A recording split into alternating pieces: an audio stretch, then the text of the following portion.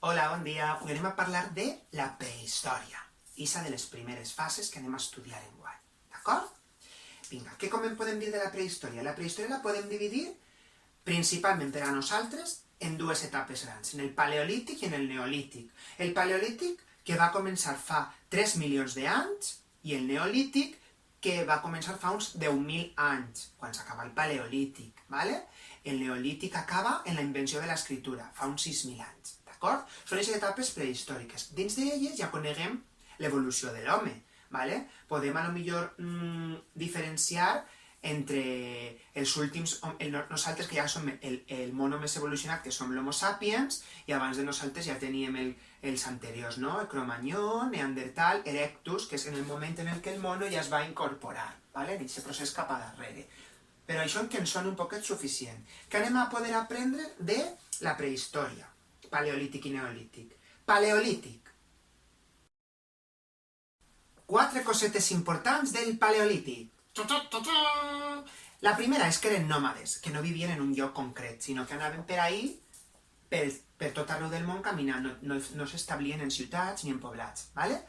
Després, cada tribu, quan anaven per ahí caminant, tenien un líder polític i religiós, però no hi havia cap organització, pel que he dit abans, no? Perquè eren nòmades. Per altra banda, no produïen aliments, és a dir, com no estaven en un lloc fixe, no tenien un hort ni un camp de cultiu, sinó que eren depredadors, anaven per ahí i allò que els interessava ho agafaven. Bé carn, bé normalment coses carnívores, ¿vale? Productes carnívors. Encara que també eren recol·lectors, ¿vale? Però recol·lectors de camí, no de conrear. I per últim, les pintures rupestres que coneguem, el pintar en coves, que era la seva primera simbologia, el pintar, que anem a veure en un projecte més endavant, el pintar, potser en les parets de les coves, representaven escenes de caça, representaven qüestions d'interès que a ells els interessaven comunicar a la seva tribu i també aprengueren a dominar el foc. Són les coses més importants del paleolític. Ara passem al neolític! El neolític anem a diferenciar-lo del paleolític perquè és més fàcil per a estudiar, també en 4 aspectes. Primer, que ja eren sedentaris, estaven quiets en un lloc i per tant s'establien ja famílies, s'organitzaven més en famílies, no tenien un cap de la tribu, sinó que eren més clans, famílies limitades, estables i constituïen fins i tot poblats, ¿vale?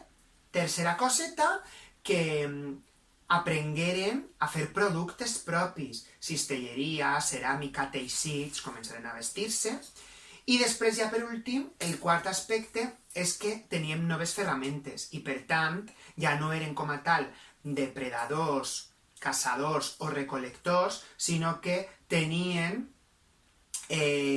els aliments que produïen ells mateixos, que s'organitzaven per a produir ells mateixos i elles mateixes.